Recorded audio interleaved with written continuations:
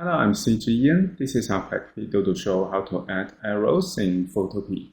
Photopea is a free online photo editor. We can go to this website to use Photopea for free. Now we can go to click Start using Photopea.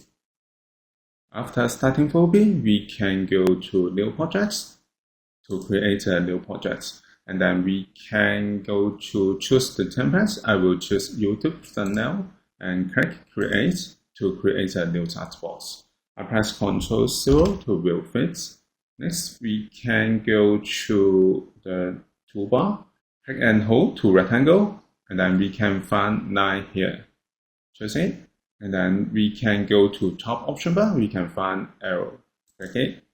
Then we can add arrowhead to start, and we can add arrowhead to end.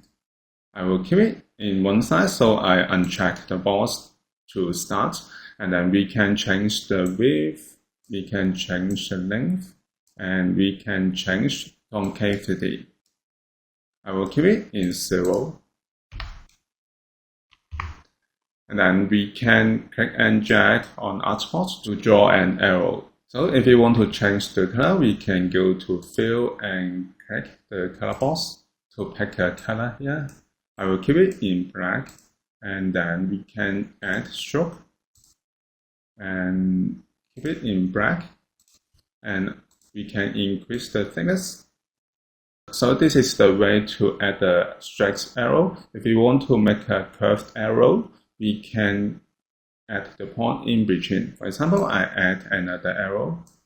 Now we can go to Pen tool, choose it, and add the point, and click and drag to add the point with arm, and click and drag to add another point with arm. Next, we can use the direct select to select the points, and we can move it. So this is how we can add arrows in Photopea. Thank you for watching this video. Hope this helped. Please subscribe this channel. More video will be shared with you. I'm CG Ian. See you in the next video.